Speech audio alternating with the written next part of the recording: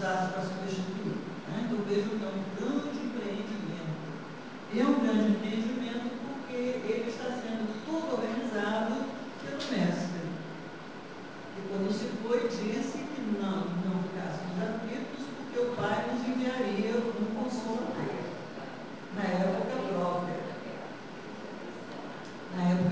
Certo? Então a Revolução Industrial acarretou essas transformações todas e favoreceu o surgimento de uma doutrina que ia trazer questionamento moral. E aí a gente tem as manifestações artísticas e culturais e a gente tem as manifestações filosóficas. Então vamos ver em relação às manifestações artísticas o que nós podemos perceber. A manifestação, a arte que era produzida até essa época era uma arte muito acadêmica, era uma arte reputada como arte para quem pudesse compreender. Você não tinha só que saber ler ou ter olhos para ver. Você precisava também ter alguma condição especial para entender essa arte. Mas você se lembra que já há alguns anos atrás o povo está chegando, não é isso?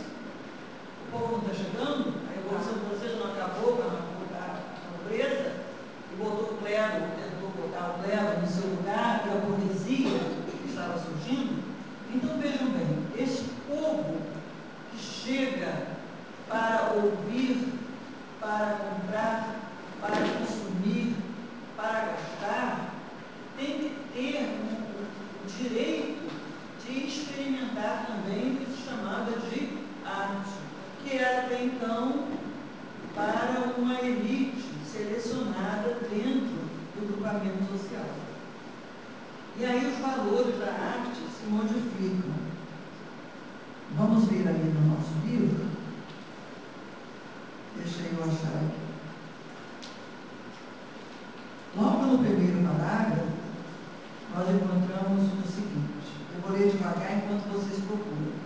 1, 2, 3, quinta linha, de baixo para de cima para baixo.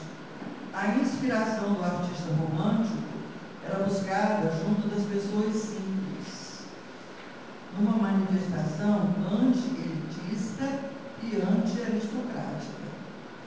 Olha o que você pesquisava, responda para mim.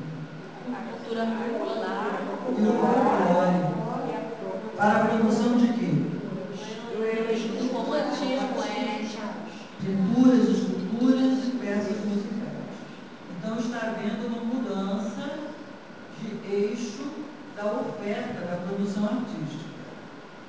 E nós vamos ver, continuando aí, lá no penúltimo parágrafo, finalzinho, tem umas datas falando das óperas, falando de Verdi.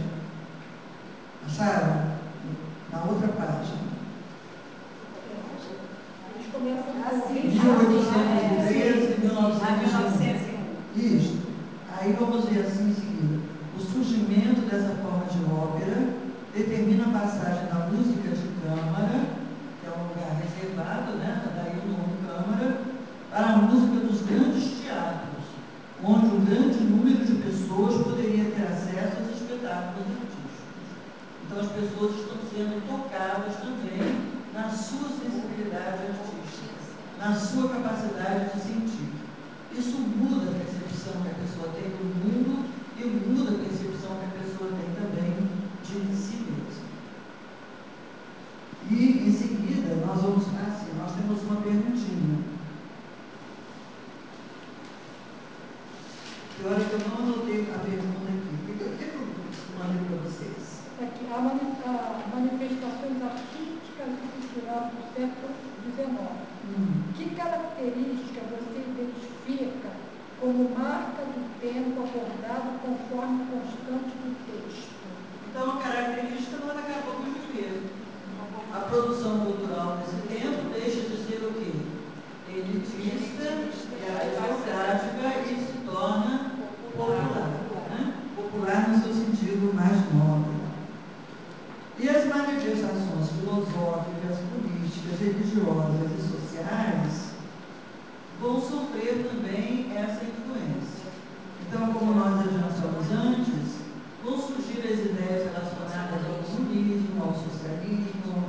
pacifismo, que, como nós falamos antes também, são utopias. Porque o problema nosso não é o tipo de governo que nós instituímos, não é o nome que nós damos ao governo, é o tipo de interesse que nós estamos defendendo. Então, enquanto nós pudermos abrigar em nós interesses pessoais que sempre preponderam sobre o coletivo, seja qual for a forma de governo, ela vai acabar dando problema. Né? Então, se a gente pega, por exemplo, a Revolução Russa, que quando começa é cheia de boas intenções, tanto que toda a população da Rússia, ou quase toda, bate palmas dos revolucionários, em pouquíssimo tempo em que se transformou. Né? E está essa utopia equivocada está rendendo frutos até hoje. Até hoje. Vejam que a Rússia provou que aquela ideia não era boa, a Alemanha Oriental provou que não era boa, a China só tem de comunista o rótulo, porque as atitudes não são mais, né?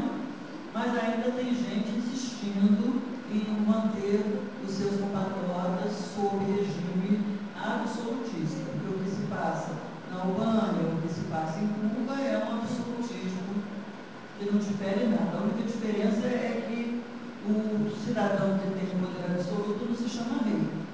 Mas não importa que nome se lhe dê, o fato é que não há liberdade. Se não há liberdade, temos então déspotas. Né? Então as ideias políticas vão por esse caminho, mas o interessante aí é o que ocorre com as ideias científicas. Aí dessas categorias que nós temos, filosóficas, políticas, religiosas, sociais e científicas, o mais importante é o que se passa com a ciência. Muito da ciência que se produziu naquele momento, hoje está provada como equivocada.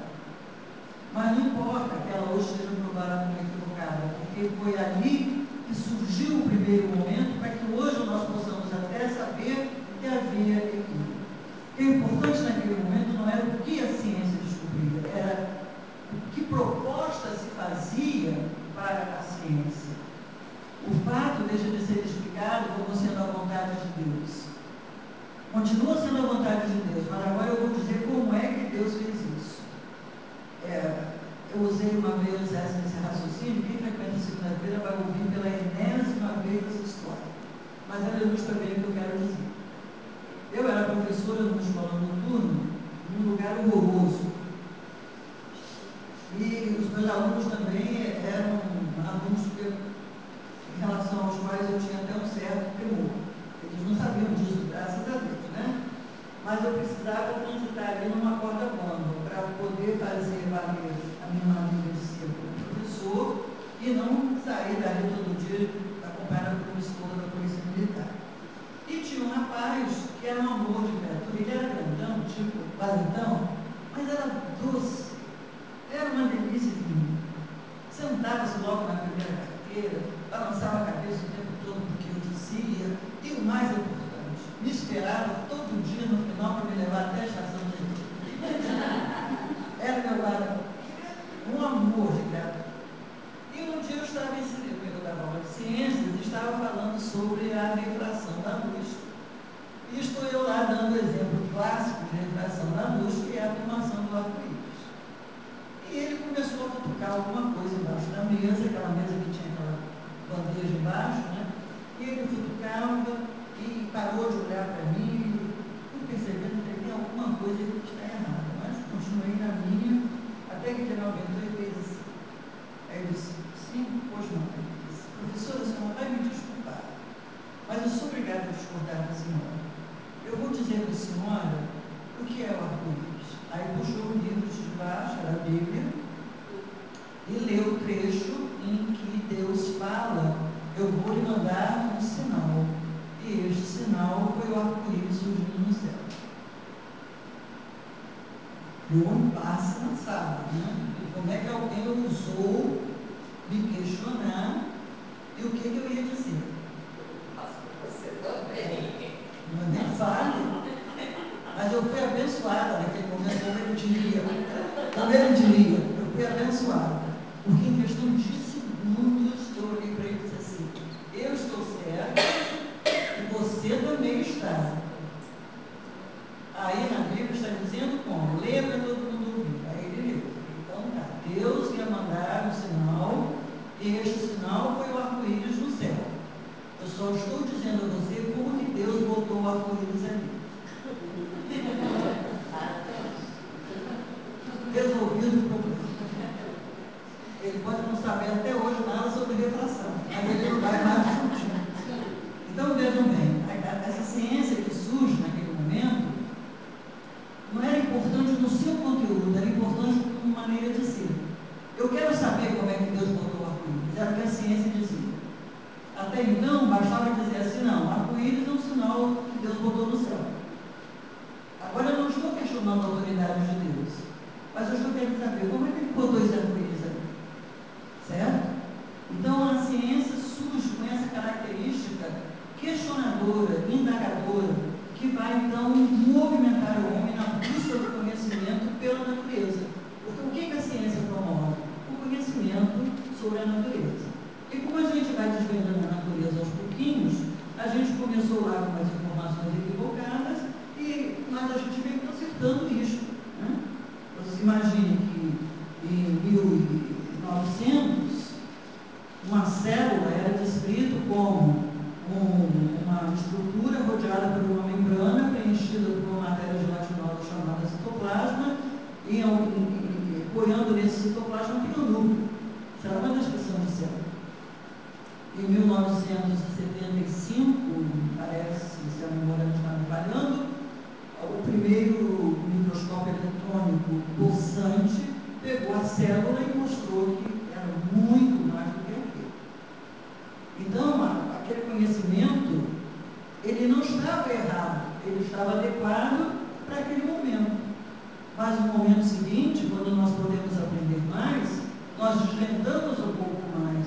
Já imaginaram quando nós levantarmos o véu sobre tudo, principalmente quando levantarmos o véu sobre nós mesmos, o quanto de luz vamos receber?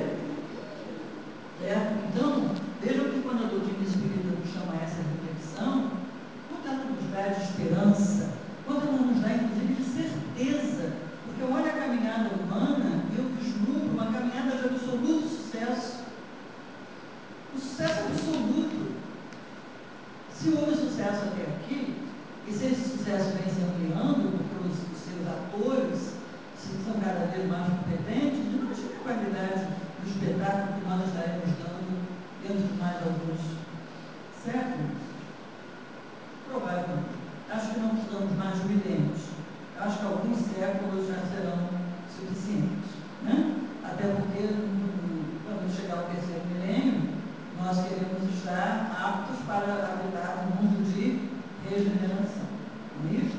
Então, a ciência é o principal elemento de destaque naquele momento. E aí são os trabalhos de Darwin, que é quase um trabalho de adivinhação. Os trabalhos de Darwin, os trabalhos de Mendel, Gregor Mendel, que foi o iniciador da ciência chamada genética, hoje é muito fácil de entender, porque nós conhecemos o DNA. O Gregor não sabia nem que nome tinha aquele negócio que hoje se chama genes. E Darwin também. O que Darwin enxergou esteve diante dos homens durante todos os anos que o homem viveu sobre a Terra. E só Darwin enxergou o que ninguém tinha enxergado até então. E este trabalho de Darwin, ele vai questionar, ao final, embora não fosse essa a intenção, ele vai questionar a origem do homem.